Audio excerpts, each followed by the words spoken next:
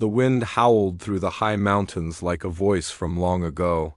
It carried the scent of cold stone, wet earth, and wild herbs growing in the cracks between rocks.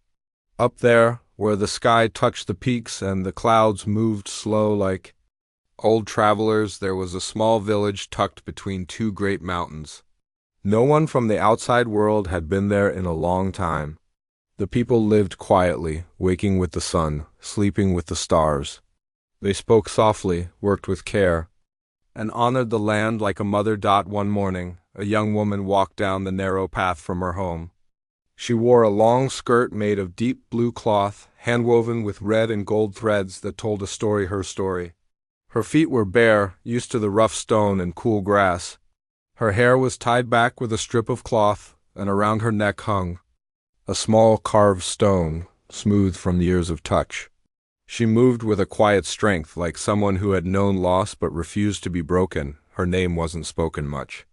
Names were sacred, but the people knew her by what she did. She healed the sick, sang at ceremonies, and remembered the old songs that others had forgotten.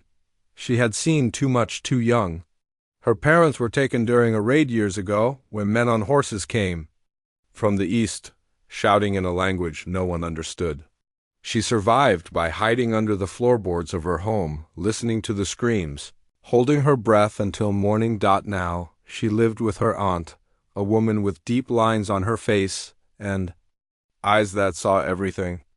They grew potatoes, raised llamas, and prayed to the mountain spirits every dawn. Life wasn't easy, but it was honest. They lived by respect for each other, for nature, for the silence between words. That morning she was gathering herbs near the edge of the forest when she saw dust rising in the distance. At first she thought it was a storm, but the sky was clear. Then she heard it, the sound of boots on stone, the clink of metal, the low voices of men speaking a harsh tongue. Her heart slowed. She knew that sound. She had prayed never to hear it again. She ran back to the village, her breath sharp in her chest. By the time she arrived, others had already seen them too. The elders gathered in the center. Children were pulled inside. Doors closed. The air grew heavy, like before a thunderstorm. They came over the ridgemen in shiny metal, carrying long sticks that looked like spears but weren't. Their faces were hard, their eyes scanning everything like they were counting what they could take. Horses snorted, pawing at the ground. One man stepped forward. He was younger than the others, maybe not much older than her. He wore a sword at his side and a cross around his neck. He didn't look cruel. He looked tired, lost, even. But he stood with the others, so he was part of what was coming. The leader, a man with a scar across his cheek, shouted something in his language. No one answered. He shouted again, louder. An older man from the village stepped forward, someone who once traded with travelers and knew a few words of the outsider's tongue. "They want to see if we hide weapons," the old man said quietly. "They say it's for peace." No one believed that. One by one, the men were searched. Then the leader pointed at the women. The message was clear. The young woman stepped forward before anyone could stop her. She stood tall, her hands at her sides. She didn't speak, but her eyes said everything.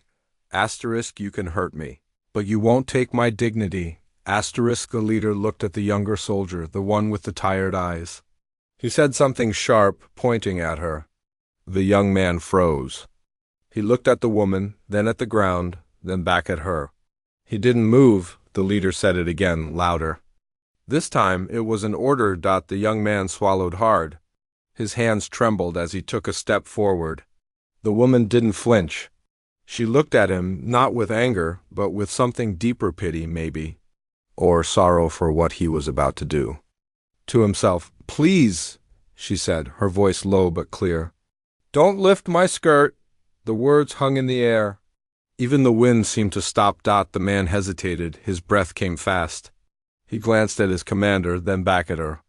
He was caught between two worlds, one of duty, of fear, of being accepted by the men around him, and another, quieter one that whispered in his heart, "This is wrong." But he was young.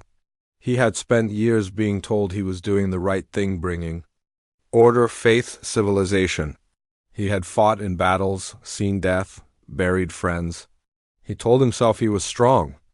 That he had no choice. He reached out. His fingers touched the edge of the fabric. The woman closed her eyes. He lifted the skirt just enough to see her legs, and there, carved into her skin, were line scars, not from violence but from ceremony. Ritual marks, signs of passage, of pain turned into meaning. Around her ankle was a small cloth bundle tied with string.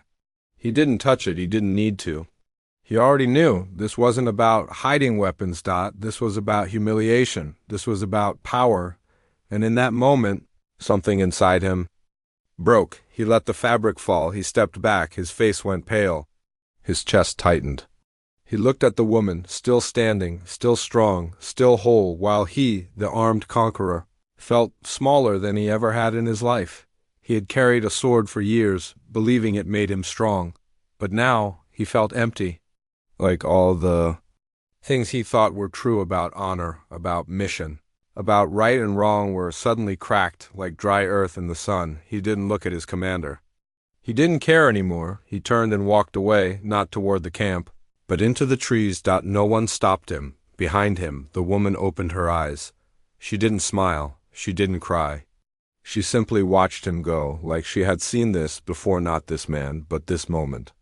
The moment when someone realizes they've been on the wrong side all along, and she knew deep down that his walk into the forest wasn't the end. It was the beginning. Because sometimes the loudest battles aren't fought with swords. Sometimes they happen in silence, between the heart and the hand, between what you're told to do and what you know is right. And sometimes the strongest people aren't the ones who win the fight. They're the ones who walk away from it. The village stayed quiet that night. The soldiers set up camp at the edge of the land, but they didn't burn anything. They didn't take anyone. Maybe they sensed something had changed. Maybe the air itself felt different, like the mountain was watching. The woman returned to her home.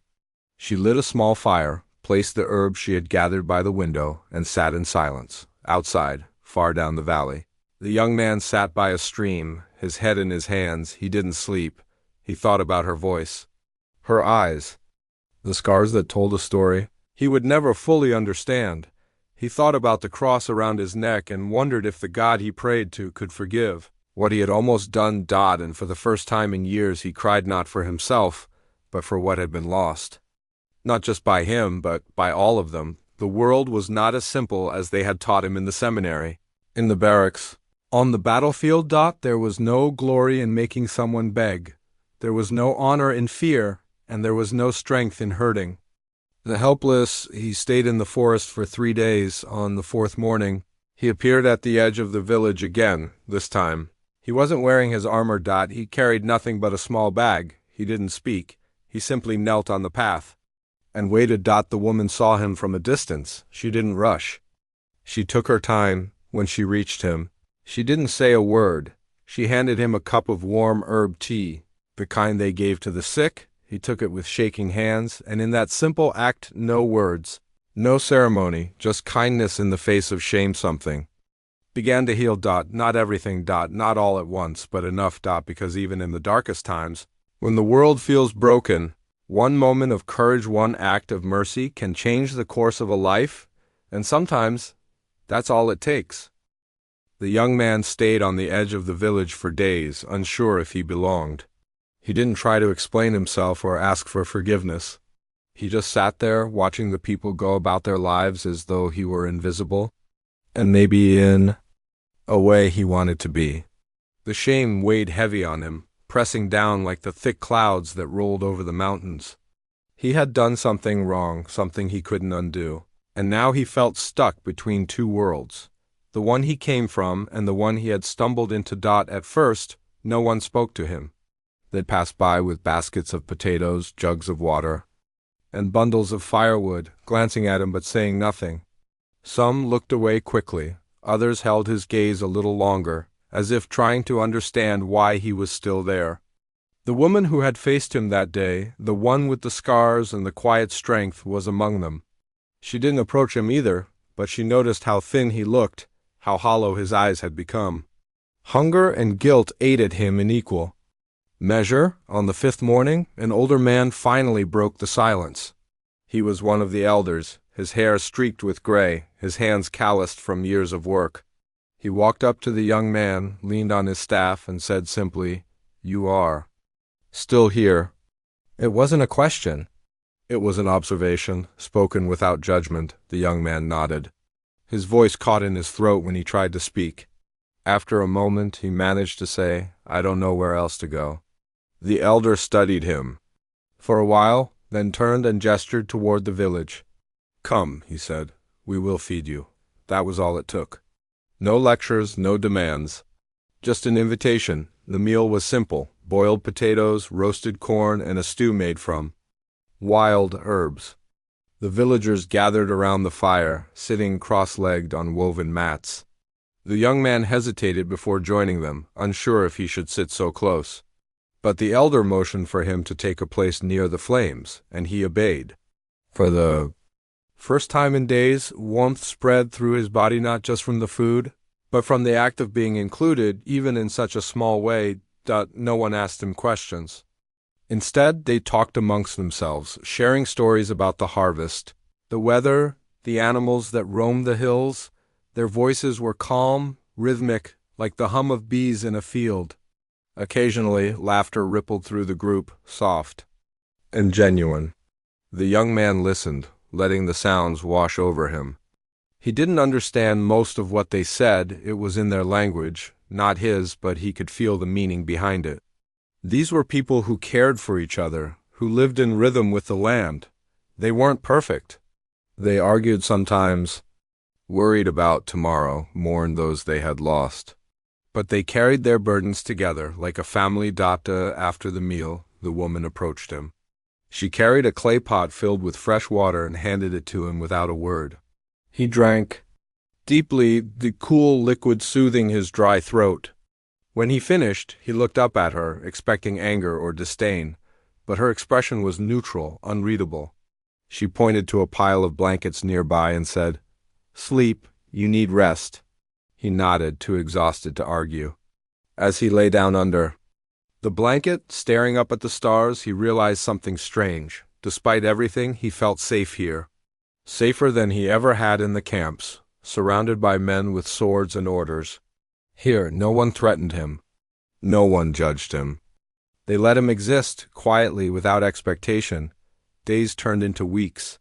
Slowly, the young man began to integrate into the village. At first, he helped with small tasks, carrying water, stacking wood, mending fences. He wasn't good at any of it, but the villagers were patient. They showed him how to hold tools properly, where to find the best herbs, which plants were safe to eat. He learned quickly, eager to prove himself useful. Over time, they trusted him with more responsibility. One day, an old woman handed him a spindle and showed him how to spin wool into thread. He fumbled at first, tangling the fibers and breaking the strand repeatedly. But she smiled and patted his shoulder, encouraging him to keep trying. By sunset, he had spun enough thread to make a small bracelet. It wasn't perfect, but it was something. As he worked alongside the villagers, he began to notice things he hadn't seen before. How the children played games using stones and sticks, laughing until their cheeks hurt. How the women sang softly as they wove cloth, their voices blending like birdsong. How the men told jokes around the fire, teasing each other gently. There was joy here, even amidst hardship. Not the loud, fleeting kind he had known back home, but a quiet, steady happiness that came from connection to each other, to the land, to something greater than themselves. One evening, after dinner, the elder invited him to join a ceremony. It was held under the full moon, near the sacred stone at the center of the village. The villagers formed a circle, holding hands and chanting in low tones. The woman stood at the front, leading the song. Her voice was strong and clear, rising above the others like a beacon. The young man watched from the edge of the circle, feeling both awestruck and out of place. When the ceremony ended, the elder walked over to him and said, "Do you see?" "See what?" the young man asked. "The spirit of this place," the elder replied. "It is alive. It moves through us, connects us. Without it, we are nothing." The young man didn't fully understand, but he nodded anyway. Deep down, he felt it too, the pulse of life that ran through the village, binding everyone together. It was different from anything he had experienced before, yet somehow familiar, like a memory buried deep within him. Over time, the young man's presence became less unusual. The villagers stopped treating him like an outsider and started including him in their daily routines. He learned their names, their stories, their struggles. He discovered that many of them had lost loved ones to raids, illness, or famine. Yet they carried on, finding beauty in the smallest moments, a child's laugh, a ripe fruit, a warm breeze. Their resilience amazed him. It also made him question everything he thought he knew about strength and weakness. One afternoon, while working in the fields, the young man found himself standing next to the woman who had changed his path. They had exchanged only a few words since that first day, but he often caught her watching him when she thought he wasn't looking. Now, as they bent over the rows of potatoes, she finally spoke. "You have changed," she said softly. He paused, brushing dirt from his hands. "Have I?" She nodded. "When you first came, your eyes were hard. Now they are soft." He looked at her, surprised by her words. "Is that good?" "It means you are learning," she said. "To listen, to see." Her tone was gentle, but her words struck him like a hammer. She was right. Before he had only seen what he wanted to see, what he had been taught to see. Now he saw more. He saw pain, yes, but also hope. He saw loss, but also love. He saw humanity, raw and unfiltered, in all its messy glory. "Why did you help me?" he asked suddenly, unable to hold back the question any longer. "After what I almost did, why didn't you turn me away?" She tilted her head, considering his question. Then she said, "Because I saw the truth in your eyes. You were afraid. Not of me, but of yourself? Of what you might become if you followed their orders." Her answer stunned him. She was right again. He had been afraid, not of punishment, but of losing the last shred of decency he clung to. In that moment he realized she had saved him not just from shame, but from becoming someone he would never recognize. "I don't deserve your kindness," he admitted, his voice barely above a whisper. "No," she agreed, "but kindness is not given because it is deserved. It is given because it is needed."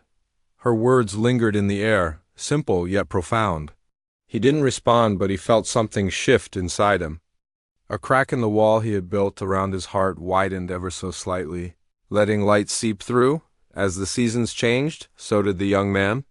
He stopped thinking of himself as a soldier, a conqueror, or even a foreigner.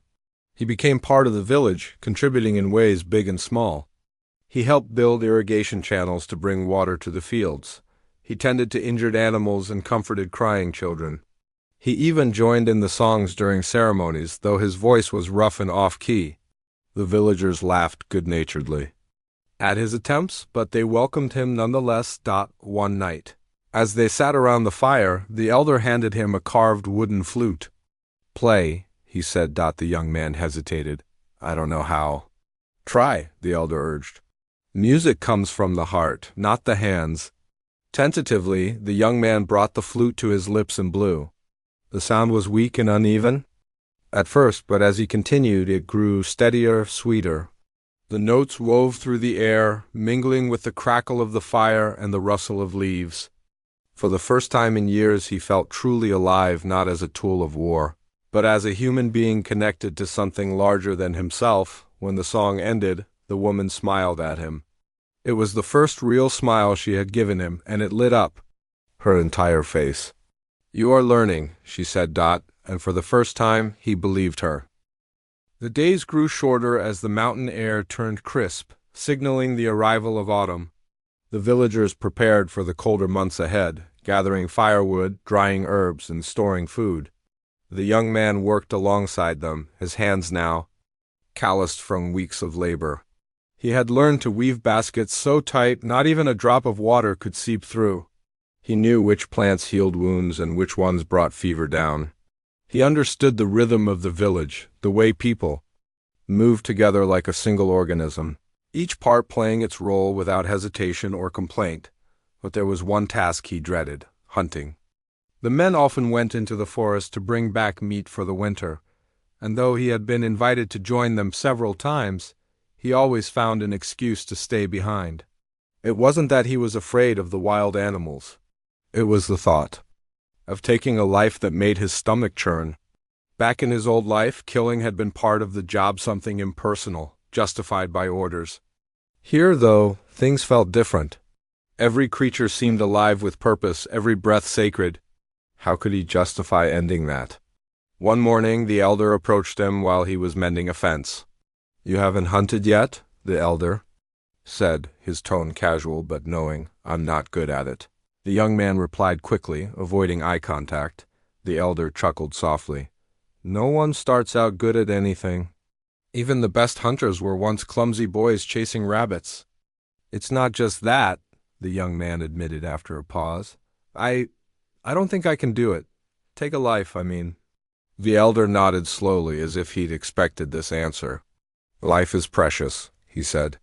"But we must take only what we need, and we must give thanks for it. That is balance." The young man frowned, unsure if he believed in such balance. Still, when the next hunting party set out, he decided to go not because he wanted to kill, but because he wanted to understand. Maybe then he could find peace with the idea. The forest was alive with sound, leaves rustling, birds calling, the occasional snap of a twig underfoot. The hunters moved silently, their boughs slung over their shoulders, their eyes scanning the trees. They walked for hours, deeper into the woods than the young man had ever been. The sunlight filtered through the canopy in golden beams, lighting up patches of moss and ferns. It was beautiful, but also unsettling. Every shadow seemed to hold something watching, waiting. Finally, they spotted a deer grazing near a stream. The others crouched low, readying their arrows, but the young man stayed frozen, staring at the animal. Its coat was dark brown, almost black, and its ears twitched at every sound. For a moment it lifted its head and looked directly at him. Their eyes met, and the young man felt a jolt run through his body. He couldn't explain it. It wasn't fear or guilt exactly, but something deeper, primal, a recognition. "Now," whispered the lead hunter, raising his bow. The young man didn't move. He couldn't. His mind screamed at him to act, to follow the others, but his body refused.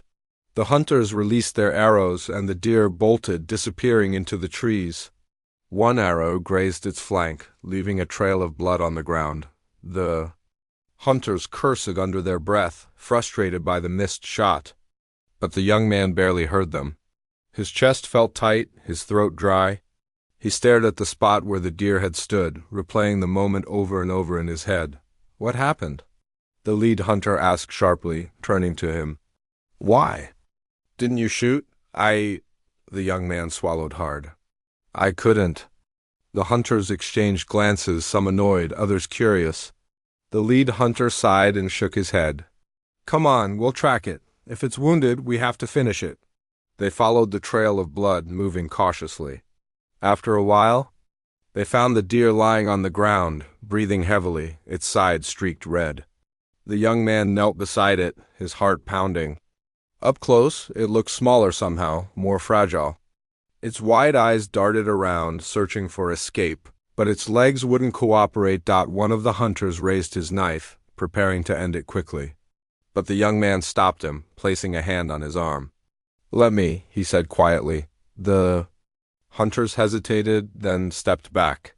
The young man took the knife, his hands trembling. He looked at the deer again, meeting its gaze. "I'm sorry," he whispered. Then, with one swift motion, he slit its throat. The deer shuddered briefly, then went still. For a long time, no one spoke. The young man sat there, staring at the lifeless body, tears streaming down his face. The hunters watched him silently, their expressions unreadable. Finally, the lead hunter placed a hand on his shoulder. "It's done," he said simply. "Now, we thank it." They built a small fire and burned a handful of dried herbs, letting the smoke rise into the air. The elder recited a prayer in their language, his voice steady and solemn. The young man listened, repeating the words as best he could, even though he didn't fully understand them. As the smoke curled upward, carrying their gratitude to whatever spirits might be listening, he felt a strange sense of calm wash over him, not peace exactly, but acceptance, when they returned to the village. The young man helped butcher the deer, his movements slow and deliberate. He carried the meat to the storage hut, wrapped the hide to be tanned, and buried the bones beneath a tree as the elder instructed. Each step felt like penance, a way to honor the life that had been taken. By the end of the day his arms ached. His clothes were stained with blood, and his mind was heavy with thoughts he couldn't put into words. That night, as the villagers gathered around the fire, the woman who had first shown him kindness sat beside him. She didn't say anything at first, just handed him a cup of tea. He drank it slowly, savoring the warmth. When he finally spoke, his voice was hoarse. "I killed something today," he said. "Something innocent," she nodded. "Yes." "How?" "Do you live with it?" he asked. "How do you keep doing it, knowing what it costs?" Her expression softened. "We don't keep doing it," she said. "We do it because we must, and we remember. Every meal, every piece of clothing, every tool, we remember where it came from. We don't take more than we need, and we never forget to give thanks." Her words sank in slowly, like rain soaking into dry earth. He realized that this was the difference between his old world and this new one. Where he came from, taking lives human or animal was often done without thought, without gratitude. Here, it was a sacred act, weighed carefully, honored deeply. "You're learning," she said again, her voice soft but firm. "Not just how to survive, but how to live." He looked at her, really looked at her, and saw something he hadn't noticed before, a quiet strength, a resilience that came not from fighting back, but from enduring, adapting, thriving despite everything. It wasn't weakness as he had once thought. It was power, a kind of power he had never known. As the weeks passed, the young man continued to grow. He began teaching the children simple words in his language, laughing when they mispronounced them. He helped repair the roof of the communal house, balancing precariously on beams until the women below scolded him for being reckless. He joined in the dances during festivals, his awkward steps earning cheers and teasing remarks. Slowly but surely he became part of the fabric of the village, woven in with threads of trust and mutual respect. One evening, as the sun dipped below the mountains, painting the sky in shades of orange and purple, the elder called him aside. "You've changed," the elder said, echoing the woman's earlier words. "You're not the same person who arrived here." "No," the young man agreed. "I'm not." The elder studied him for a moment, then handed him a small wooden carving, a figure holding a staff, standing tall against a storm. "This is for you," he said. "A reminder of who you are now. Strong, yes, but also humble. Rooted, but free." The young man accepted the gift, running his fingers over the smooth surface. "Thank you," he said, his voice thick with emotion. "I don't know what I did to deserve this." "You earned it," the elder replied, "by choosing to listen, to learn, to change." Later that night, as he lay under the stars, the carving clutched in his hand, the young man thought about the journey that had brought him here. He thought about the choices he had made, the ones that had led him astray, and the ones that had saved him. He thought about the people who had taken him in, who had seen past his mistakes and given him a second chance. And for the first time in years, he allowed himself to hope not for glory or riches, but for something simpler, truer, a life lived with purpose, a life connected to others, a life worth remembering. Above him, the stars twinkled like tiny lanterns, guiding him forward. Winter came to the village like a visitor who overstayed their welcome. The snow crept down from the peaks, blanketing the fields and turning the streams into ribbons of ice. The days grew shorter, the nights colder, and the air carried a sharp bite that made even the hardiest villagers pull their woolen cloaks tighter around themselves. Life slowed down, work became less about planting and harvesting and more about survival. Fires burned low and steady in every home, and food was rationed carefully, shared equally among all. The young man had never experienced a winter like this before. Back in his old life, winters were mild compared to the biting chill of the mountains. He quickly learned that surviving here wasn't just about enduring the cold. It was about community. Everyone looked out for each other.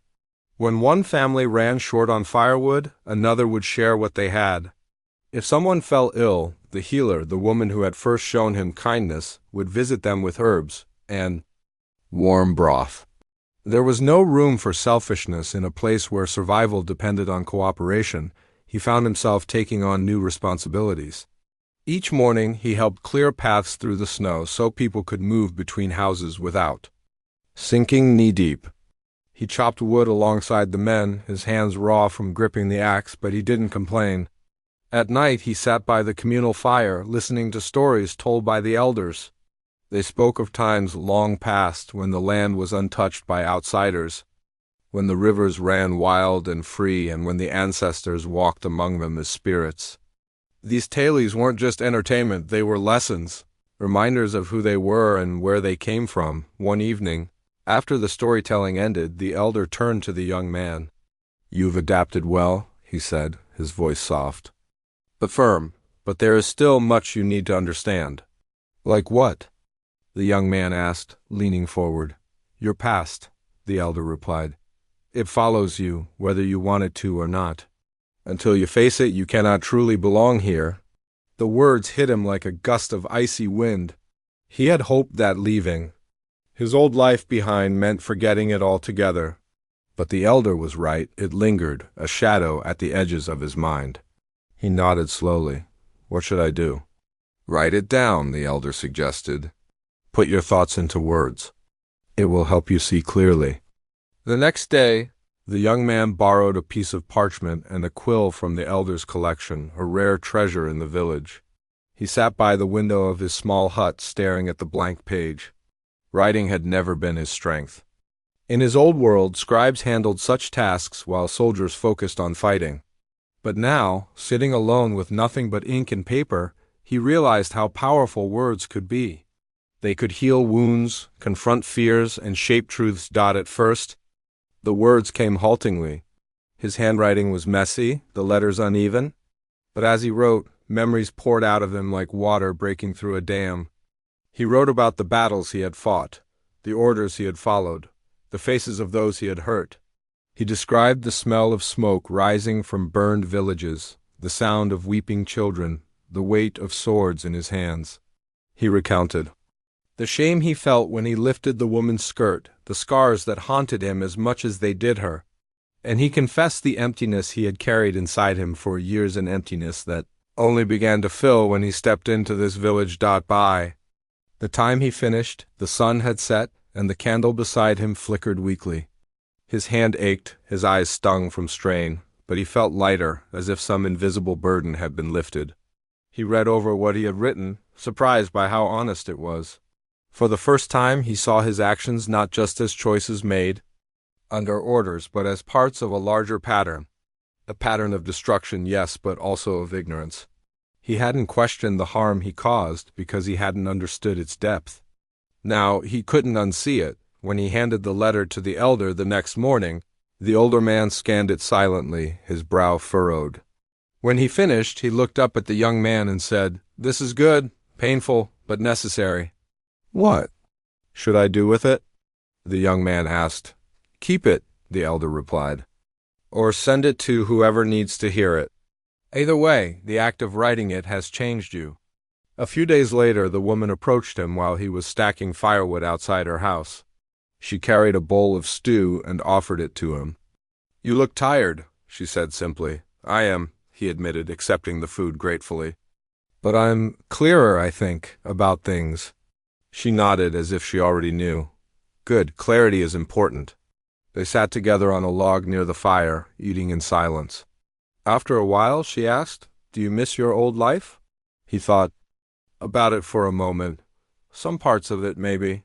The camaraderie, the sense of purpose, but most of it, no, not anymore.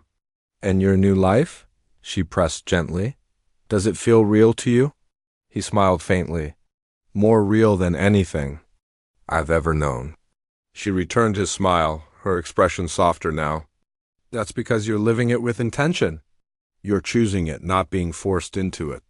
Her words stayed with him long after their conversation ended. She was right. He had spent so much of his life following orders, doing what others expected of him. Here, though, he was making his own decisions, however small they might seem. Helping clear snow, teaching children, sharing meals, these acts weren't grand or heroic, but they mattered. They added up to something bigger. A life built on connection rather than conquest. As the weeks passed, the young man noticed subtle changes within himself. He laughed more easily, joked with the children, teased the women spinning thread. He sang louder during ceremonies, his voice blending with the others even if it wasn't perfect. He worked harder too, determined to contribute as much as he could. One afternoon, while repairing a fence damaged by heavy winds, he accidentally hit his thumb with a hammer. Instead of cursing, he laughed, shaking his hand and saying, "Well, that'll teach me to pay attention." The others joined in their laughter, echoing across the snowy landscape. Even the animals seemed to accept him now. The llamas, once wary of strangers, allowed him to approach them without flinching. The chickens pecked at seeds near his boots instead of scattering. Even the stray dog that roamed the village began following him everywhere, wagging its tail and nuzzling his hand. These small signs of trust meant more to him than any medal or title ever had. One evening, as the full moon rose high above the mountains, the villagers gathered for a special ceremony. It was a celebration of endurance, not just against the cold, but against everything that sought to break them. The young man watched as the woman led the group in song, her voice rising strong and clear. He joined in, his voice shaky but sincere. As the music swelled, he closed his eyes and let himself feel the moment fully, the rhythm of the drums, the warmth of the fire, the unity of the people around him. For the first time in his life, he felt whole. Afterward, the elder approached him, holding a cup of hot tea. "You've earned your place here," he said, handing him the drink. "Not because of what you've done, but because of who you've become." The young man took the cup, his throat tightening with emotion. "Thank you," he managed to say, "for everything." The elder patted his shoulder. "No thanks needed. Just keep learning. Keep growing."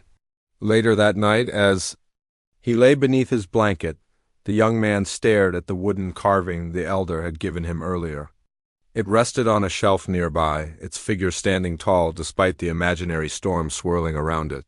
He thought about the journey that had brought him here, from the battlefield to the village, from shame to redemption. He thought about the people who had taken him in, who had seen past his mistakes and given him a chance to rebuild. And he thought about the future not as something uncertain, but as something he could shape with his own hands. Above him, the stars twinkled like tiny lanterns guiding him forward. Below him, the earth held steady, grounding him in its strength. Between them, he found his balance not as a conqueror or a victim, but as a human being, flawed yet hopeful, connected to the world and everyone in it. And for the first time in years, he slept soundly, knowing he was exactly where he was meant to be. Spring arrived slowly, like a shy visitor testing the waters before fully stepping inside. The snow melted into streams that rushed down the mountainsides, carrying with them the promise of renewal. Buds appeared on the trees, tiny and fragile at first, but soon bursting into vibrant green leaves. The fields, once buried under white blankets, began to show signs of life again, tiny shoots pushing through the damp soil, reaching for the sun. For the villagers, spring was a time of hope. It meant planting season, the chance to sow seeds that would grow into food for the coming year. It also meant festivals, dances, and rituals to honor Pachamama, the Mother Earth, who had seen them through another harsh winter. Everyone worked together, preparing the land, mending tools, and gathering supplies. Laughter rang out more often. Now, mingling with the songs of returning birds, the young man threw himself into the work with renewed energy. He helped plow the fields, his hands blistered but steady. He carried baskets of seedlings from one end of the village to the other, careful not to drop them. He even joined in the playful arguments about which crops would grow best this year: corn, potatoes, quinoa. Everyone had an opinion, and everyone shared it loudly. One morning, as he knelt in the field planting seeds, the woman who had first shown him kindness crouched beside him. She handed him a handful of dried beans. "Here," she said. "Plant these too, they'll grow well here." He nodded and began dropping the beans into the furrows. After a moment, she spoke again. "You seem different lately? Different how?" he asked, glancing up at her. "Lighter," she replied. "Like you're finally letting go of something?" He paused, considering her words. She was right, he did feel lighter, freer. Over the past few months he had shed layers of guilt and regret, replacing them with purpose and connection. "I think I am," he admitted. "Letting go, I mean." She smiled faintly. "Good, that's what spring is for." As the days grew warmer, the village prepared for its annual festival, a celebration of rebirth and gratitude. Brightly colored fabrics were hung between houses, fluttering like flags in the breeze. Drums and flutes were polished until they gleamed. Children practiced their dance steps, giggling as they stumbled over each other's feet. Even the elders seemed younger, their faces lit up with excitement. On the day of the festival, the entire village gathered in the clearing near the sacred stone. Fires were lit, music played, and everyone dressed in their finest clothes. The young man wore a tunic woven by the women of the village, its colors bright against the backdrop of green hills. He felt awkward at first, unsure if he belonged in such a joyous setting. But when the dancing began, he found himself swept up in the rhythm, his body moving instinctively to the beat of the drum's dot at one point. The woman pulled him into the circle, laughing as he tripped over his own feet. "Don't think so much," she teased. "Just follow the music." He tried, and though he wasn't graceful, he didn't care. For the first time in years, he allowed himself to simply enjoy the moment, to let go of self-consciousness and embrace the joy around him. By the end of the night, his cheeks hurt from smiling, his legs ached from dancing, and his heart felt full in a way he couldn't remember feeling before. Afterward, as the fire burned low and the crowd began to disperse, the elder approached. "You've come far," he said, clapping a hand on the young man's shoulder. "Farther than most would have thought possible." "I couldn't have done it alone," the young man replied honestly. "Everyone here, you've all helped me." The elder nodded. "That's the power of community. We carry each other through the hard times, but not everything was easy." As spring gave way to early summer, news reached the village of trouble brewing beyond the mountains. Outsiders men like those the young man used to fight alongside were growing restless. Rumors spread of raids planned on nearby settlements, of demands for gold and labor. The villagers listened quietly, their faces grim. They knew it was only a matter of time before the outsiders came knocking at their door. The young man felt a familiar knot form in his stomach. He had left that world behind, or so he thought. Now it loomed on the horizon, threatening to drag him back into a cycle of violence and destruction. He wanted to believe he could protect the village, but deep down, he doubted his ability to stand against men who still saw strength as domination, not compassion. One evening, as he sat by the fire with the elder, he voiced his fears. "What? If they come here?" he asked. "What if they try to take what we have?" The elder was silent for a moment, staring into the flames. Then he said, "We cannot control what others do, but we can decide how we respond. How should we respond?" The young man pressed. "With weapons, with resistance." "With truth," the elder answered. "With courage, with unity." The words stayed with him long after the conversation ended. Truth, courage, unity, they sounded simple enough, but putting them into practice would be anything but easy. Still, he resolved to stay by the villagers' side, no matter what happened. This was his home now, and these were his people. He owed them that much. A few weeks later, the rumors became reality. A group of armed men appeared on the ridge overlooking the village, their swords glinting in the sunlight. The leader shouted orders in a language the villagers barely understood, demanding tribute and submission. The air grew tense, heavy with the threat of violence. The young man stepped forward, his heart pounding. He raised his hands in a gesture of peace and called out in his native tongue, "Wait, please, wait." The leader recognized him immediately. "You," he spat. "What are you doing here? Have you gone soft, living among these savages?" The young man swallowed hard, forcing himself to meet the man's gaze. "They're not savages," he said firmly.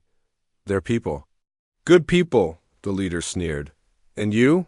Are you one of them now?" Yes, the young man replied without hesitation. I am. For a moment there was silence. Then the leader laughed, a cold, cruel sound. Fine, he said. If you're willing to die for them, so be it. Before anyone could react, the leader gave the order to attack. Arrows flew, swords clashed, and chaos erupted. The villagers fought back fiercely, using whatever weapons they had, bows, spears, even farming tools. The young man joined them, wielding a staff with surprising skill. He moved quickly, dodging blows and striking back with precision. His old training kicked in, but this time it wasn't fueled by orders or ambition. It was driven by love for the land, for the people, for the life he had built here. When the dust settled, the attackers retreated, leaving behind wounded and dead. The village had survived, but not unscathed. Homes were damaged, crops trampled, and several villagers injured. The young man stood amidst the wreckage, his chest heaving, his hands trembling. He looked around at the faces of those who had fought beside him, their expressions weary but resolute, and felt a surge of pride mixed with sorrow. The woman approached him, her face streaked with dirt and tears. "You saved us." Softly, "No," he corrected. "We saved each other." She nodded, understanding. Together they turned to survey the damage, already planning how to rebuild. Because that's what they did. They endured, adapted, thrived. No matter what challenges lay ahead, they faced them as one. Above them, the stars shone brightly, witnesses to their resilience. Below them, the earth waited patiently, ready to nurture new growth. And in between, the young man stood tall, no longer a stranger or an outsider, but a vital part of something greater than himself. This was his home. These were his people. And he would defend them not with hatred or fear, but with love and courage. The days following the attack were heavy with exhaustion and grief. The village had survived, but survival came at a cost. Homes needed repair, crops replanted, wounds tended to, both visible and invisible. The young man worked tirelessly alongside. The villagers, his hands blistered and raw from hauling stones, hammering wood, and digging trenches for irrigation. He barely slept, driven by a need to make things right again. But even as he labored under the sun, his mind was restless. The faces of the attackers lingered in his thoughts, their voices echoing like ghosts. They had come seeking domination, leaving behind destruction. And though they had been driven away, the young man couldn't shake the feeling that this wasn't over. One evening, as twilight painted the sky in shades of orange and purple, the elder called him aside. "You're running yourself ragged," the elder said gently, motioning toward the young man's dirt-streaked face and weary posture. "Rest is not weakness." "I can't rest," the young man replied, his voice tight with frustration. "Not when I know they'll come back." "They might," the elder acknowledged, "but worrying won't stop them. What will you do instead?" The question hung in the air, simple yet profound. The young man stared at the ground, thinking. Finally he said, "I don't know, fight harder." "Build stronger walls?" The elder shook his head. "Walls only keep people out. What we need are bridges." "Bridges?" The young man repeated, confused. "Yes," the elder explained. "To connect not just among ourselves, but with others, even those who see us as enemies. Understanding takes time, but it begins with listening." The words struck a chord deep within him. Listening, it sounded so simple, yet it was something he hadn't done enough of in his old life. Orders had replaced dialogue, fear had silenced. Questions and violence had drowned out compassion. Here, though, the villagers didn't raise their voices to dominate. They spoke softly, choosing understanding over anger. Could that same approach work on outsiders too? The next morning, the young man approached the woman who had shown him kindness since the beginning. She was weaving cloth near the communal fire, her hands moving deftly as she threaded the shuttle through the loom. He sat beside her, watching for a moment before speaking. "What do you think about reaching out to them?" he asked. She paused, considering his question. "Reaching out, how?" "Talking to them," he clarified. "Trying to understand why they came here, why they attacked." Her expression softened, but there was caution in her eyes. "It's risky." "They may not listen." I know, he admitted, but if we don't try, nothing will change. They'll keep coming back, hurting more people. She nodded slowly. If anyone can do it, it's you. You've walked both worlds, you know their language, their ways. Her trust gave him strength, but it also added weight to his decision. If he failed, the consequences could be dire. Still, he resolved to try. That afternoon he packed a small bag with dried food, water, and the wooden carving the elder had given him a reminder of who he was now. As he prepared to leave, the villagers gathered around him, their faces filled with concern. Be careful, one of the children said, clutching his hand. We'll hold down the fort while you're gone, another villager joked. Trying to lighten the mood, the woman stepped forward, placing a hand on his arm. Come back safely, she said simply, her voice steady but laced with emotion. He nodded, unable to find words. Then, shouldering his bag, he set off down the path leading away from the village. Each step felt heavier than the last, not because of the load he carried, but because of the uncertainty ahead. The journey took 2 days. He traveled light, avoiding main roads and sticking to trails less likely to attract attention.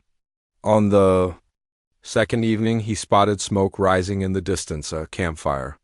Cautiously, he approached, staying hidden among the trees until he could assess the situation. A group of men sat around the fire, their armor glinting faintly in the fading light.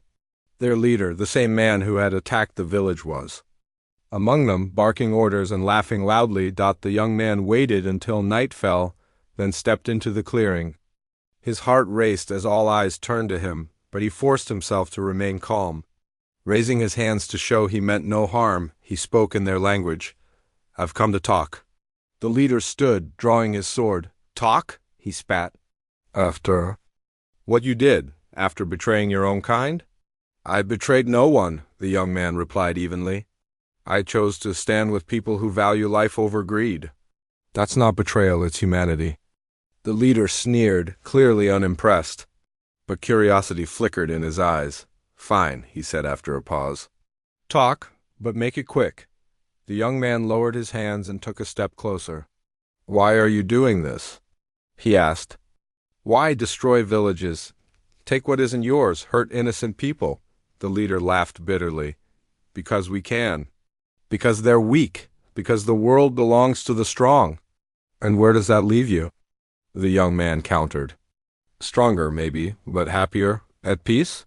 A question caught the leader off guard. For a moment, silence settled over the camp. Then the leader scowled. Enough of this nonsense. Leave before I change my mind. The young man hesitated, debating whether to push further. But he saw the futility in arguing with someone unwilling to listen. Instead, he reached into his bag and pulled out the wooden carving. Holding it up, he said, This was given to me by an elder in the village. It represents strength rooted in humility. I offer it to you not as a gift, but as a question. Is this the legacy you want to leave behind? Without waiting for a response, he placed the carving on the ground and turned to leave. As he disappeared into the trees, he heard murmurs among the men. Some scoffed, dismissing his words. Others remained quiet, perhaps pondering the meaning behind the carving. When the young man returned to the village, he found the people gathered in the center, waiting anxiously. Relief washed over their faces when they saw him, and several rushed forward to embrace him. The woman stood back, her arms crossed, but her eyes betrayed her concern. Did they listen? She asked quietly. Some of them, he replied. Maybe not enough to stop attacking, but enough to plant a seed of doubt. That's all I could hope for. She nodded, accepting his answer. Sometimes that's all it takes. One small crack in the wall can bring the whole thing down if given time. Over the next few weeks, life in the village returned to normal, or as close to normal as possible. Repairs continued, crops grew taller, and laughter once again filled the air, but the young man remained vigilant, keeping watch for any sign of trouble. He knew the road to peace would be long and difficult, but he also knew that every step mattered. One evening, as he sat by the fire with the woman, she handed him a cup of tea. You've changed them, she said softly. Not all of them, he corrected, but maybe some, and maybe that's enough. She smiled faintly. Enough to start. That's all anyone can ask for. Above them, the stars twinkled like tiny lanterns, guiding them forward. Below them, the earth held steady, grounding them in its strength. Between them, the young man found his balance not as a conqueror or a victim, but as a human being, flawed yet hopeful, connected to the world. And everyone in it. And for the first time in years he slept soundly, knowing he was exactly where he was meant to be. The weeks turned into months, and life in the village settled into a rhythm that felt almost normal again. The fields were green and thriving, the children played freely without fear, and the elders resumed their storytelling under the stars. But beneath the surface of calm there was an unspoken tension, a shared awareness that the peace they had worked so hard to rebuild could be shattered at any moment. The young man carried this weight more than anyone else. He had planted a seed of doubt among the attackers, but he knew seeds took time to grow. Until then, vigilance was their only shield. Every morning he climbed to the ridge overlooking the village, scanning the horizon for signs of movement. Sometimes he brought his staff, practicing the defensive moves he had learned during his years as a soldier. Other times he simply sat, watching the clouds drift across the mountains like silent sentinels. It wasn't just duty that kept him there, it was gratitude. This place had given him a second chance, a new family, a purpose worth fighting for. He owed it everything. One day, as he stood on the ridge, the woman joined him. She carried a small bundle wrapped in cloth and handed it to him without a word. Inside was a piece of bread, still warm from the oven, and a strip of dried meat. "You shouldn't skip meals," she said, her tone light but firm. He smiled faintly, accepting the food. "I'm not skipping them, just spacing them out." She raised an eyebrow, clearly unconvinced. Then, after a pause, she asked, "Do you ever wonder if we're doing enough?" "Enough?" He echoed, surprised by the question. "To protect this place," she clarified. "To stop them from coming back." He thought about it for a moment, chewing slowly. "I think we're doing all we can. We've rebuilt, we've prepared, we've tried to reach out. Beyond that, it's up to them." She nodded, though her expression remained troubled. "What if it's not enough? What if they come back stronger next time?" "They might," he admitted. "But I don't think strength is what wins battles, not always. It's heart, unity. That's why I believe in this village, in us." Her lips curved into the faintest smile. "You sound like one of the elders now." "Maybe I've been spending too much time with them," he joked, earning a soft laugh from her. For a while, they sat together in companionable silence, sharing the meal and watching the valley below. The bond between them had grown deeper. Over time, built on mutual respect and understanding rather than words. They didn't need to talk constantly to feel connected. As autumn approached, the villagers began preparing for another ceremony, a harvest festival to honor Pachamama and give thanks for the abundance of the land. Brightly colored fabrics, or hung between houses, drums, and flutes were polished until they gleamed, and everyone pitched in to prepare food and decorations. The mood was lighter this year, tinged with hope rather than anxiety. The young man threw himself into the preparations, helping string garlands of corn husks, carve wooden masks for the dances, and stack firewood for the communal bonfire on. The evening of the festival, the entire village gathered in the clearing near the sacred stone. Fires blazed high, casting flickering shadows on the surrounding trees. Music filled the air, drums pounding, flutes trilling, and laughter rang out as children chased each other around the fire. The young man joined in the dancing, his movements clumsy but enthusiastic. When the woman pulled him into the circle, teasing him for stepping on her toes, he laughed harder than he had in months. Afterward, as the celebration wound down and people began drifting back to their homes, the elder approached him. "You've earned your place here," the elder said, clapping a hand on his shoulder. "Not because of what you've done, but because of who you've become." The young man felt a lump rise in his throat. "Thank you," he managed to say, "for giving me a chance when no one else would." The elder shook his head. "You gave yourself that chance by choosing to listen, to learn, to change. The words stayed with him long after the elder walked away. Change it was something he had resisted for so long, clinging to the identity of a warrior, a conqueror, someone defined by orders and obedience. Now he realized that true strength lay not in resisting change, but in embracing it, in letting go of who you were and becoming who you needed to be. A few days later, the young man decided to revisit the spot where he had left the wooden carving for the attackers. He wanted to see if it was still there, untouched, or if it had been taken as a trophy or discarded entirely. Either outcome would tell him something about how far his message had reached. When he arrived at the campsite, he found it deserted. The fire pit was cold, the ground littered with scraps of food and broken arrows. At first he thought the carving was gone too, but then he spotted it lying near the edge of the clearing, partially buried in dirt.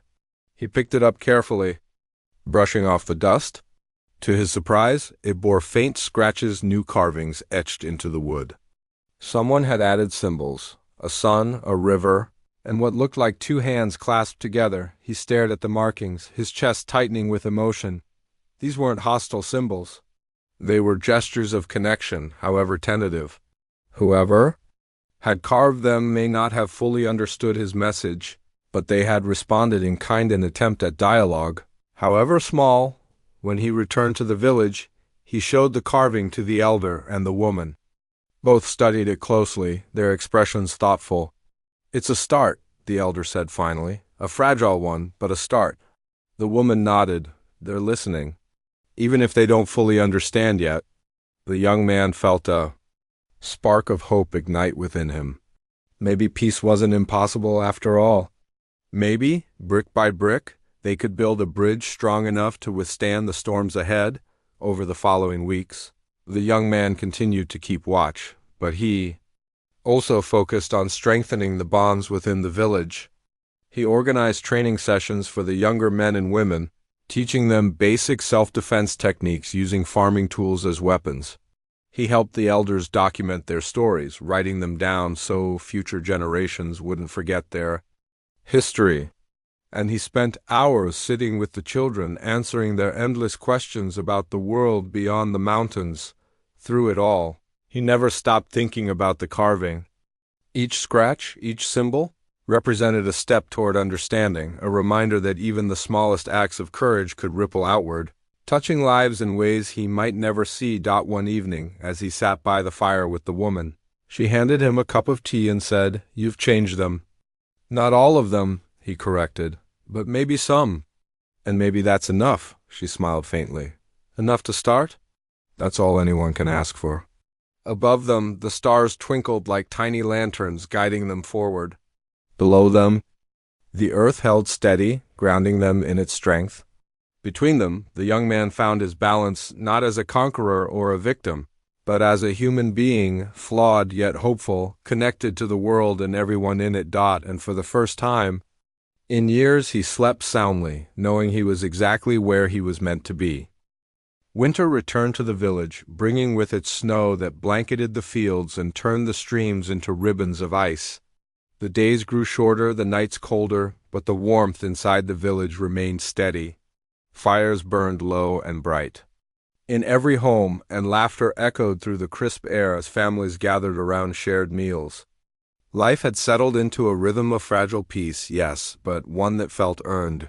Cherished. The young man had become a fixture of the village, no longer an outsider, but a thread woven tightly into its fabric.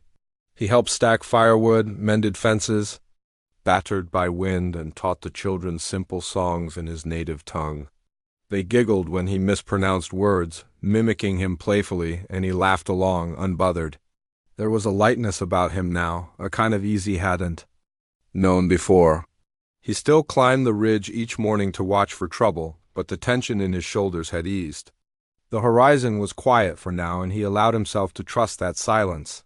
One evening, as the sun dipped below the mountains, painting the sky in shades of orange and pink, the elder approached him.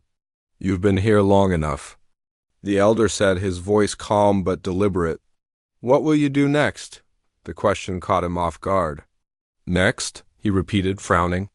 "I'm not going anywhere." "I didn't mean leave," the elder clarified. I meant grow. You've built a life here, but what comes after building? What legacy will you leave behind? The young man stared at the ground, thinking. Legacy, it wasn't something he had ever considered before. In his old life, legacies were measured in battles won, lands claimed, orders followed. Here, though, things were different. Legacies weren't carved in stone. They were written in hearts, passed down through stories, carried forward in actions. I don't know, he admitted finally, but I want it to matter. Not just for me, but for everyone, the elder nodded, satisfied. Good. Start small. Begin with what you love. The next morning, the young man walked through the village, observing everything with fresh eyes. He noticed how the women sang softly as they wove cloth, their hands moving in perfect harmony. He watched the men repair tools, their movements precise and thoughtful. He saw the children chase chickens, laughing until their cheeks hurt. Each moment felt alive, intentional, connected. And then it hit him. What he loved most wasn't any single thing, but the way all these pieces fit together. The rhythm of the village, the balance between work and joy, struggle and celebration. That was what he wanted to preserve. He began, spending more time with the elders, listening to their stories, asking questions about traditions, rituals, and history. He learned how to read the signs in nature, the way certain birds flew south before storms, how the color of leaves signaled the health of crops. He practiced storytelling himself, sitting with the children and recounting tales of bravery, kindness, and resilience. At first, his delivery was awkward, halting, but the kids didn't mind. They leaned closer, wide-eyed, eager to hear what came next. One day, the woman joined him during one of these sessions. She sat quietly at the edge of the group, watching, as he animatedly described a hunter who befriended a mountain lion. When the story ended, she applauded softly, her smile warm. "You're good at this," she said afterward. "I'm trying," he replied, rubbing the back of his neck self-consciously. "It's harder than it looks. It's important," she countered. "Stories teach us who we are, where we come, from who we can be." Her words stayed with him long after the children ran off to play. Stories weren't just entertainment. They were lifelines, threads connecting past, present, and future. If he could help preserve those threads, maybe that would be his legacy. As spring approached once again, the village prepared for another planting season. Fields were cleared, seeds sorted, tools sharpened. This year, however, there was a new addition, a series of murals painted on the walls of the communal house. The young man had worked with the villagers to create them, using natural pigments to depict scenes from their history, the founding of the village, the arrival of outsiders, the festivals and ceremonies that bound them together. Each image told a story, vibrant and alive, meant to inspire pride and unity. On the day the murals were unveiled, the entire village gathered to admire them. Children pointed excitedly at the paintings, identifying figures and events. Elders nodded approvingly, sharing memories sparked by the images. Even the animals seemed drawn to the energy, llamas pausing mid-graze to observe the commotion. The young man stood back, watching silently as his neighbors embraced the project he had poured his heart into. "You've done well," the elder said, coming to stand beside him. "These will remind them not just of where they've been, but of where they can go." The young man smiled faintly, humbled. "I hope so." Weeks later, as the fields began to sprout green shoots, news reached the village of travelers. Passing through the region? Outsiders, yes, but not soldiers or raiders, just wanderers seeking shelter and supplies. The young man volunteered to meet them, accompanied by a few villagers armed only with staffs. When they arrived at the designated meeting point, they found a small group of weary-looking individuals, their clothes patched and faces lined with exhaustion. "We mean no harm," their leader said quickly, raising his hands in a gesture of peace. "We're just passing through." The young man studied them carefully, noting the sincerity in their voices. "Stay if you need rest," he offered. "But respect our ways while you're here." The travelers accepted gratefully, following him back to the village. Over the next few days, they shared stories of droughts, famine, and displacement, painting a picture of a world struggling to adapt to change. The villagers listened without judgment, offering food, warmth, and guidance. In return, the travelers left behind seeds, tools, and knowledge of distant lands. Before departing, their leader approached the young man. "Thank you," he said earnestly. "Not many places welcome strangers like yours does." "It's not my place," the young man corrected. "It's ours, together." The leader nodded, clearly moved. As they parted ways, the young man felt a flicker of hope. Maybe bridges weren't built in grand gestures, but in moments like this, simple acts of kindness, understanding, and trust. Months passed, and the village thrived. Crops grew tall, rivers ran clear, and the bond among the people deepened. The young man continued teaching, telling stories, and preserving traditions. He also started writing letters, long, detailed accounts of his journey addressed to anyone willing to listen. Some he sent to nearby settlements, hoping to foster connections. Others he kept tucked away, unsure whom they might reach someday. One evening, as he sat by the fire with the woman, she handed him a cup of tea and asked, "Are you happy?" He thought about it for a moment, then nodded. "Yes, for the first time in my life I feel whole," she smiled, her expression soft. "But knowing that's because you belong here. Not just to this land, but to us." Her words filled him with gratitude, overwhelming yet comforting. Above them, the stars twinkled like tiny lanterns, guiding them forward. Below them, the earth held steady, grounding them in its strength. Between them, the young man found his balance not as a conqueror or a victim, but as a human being, flawed yet hopeful, connected to the world and everyone in it, and for the first time in years he slept soundly, knowing he was exactly where he was meant to be.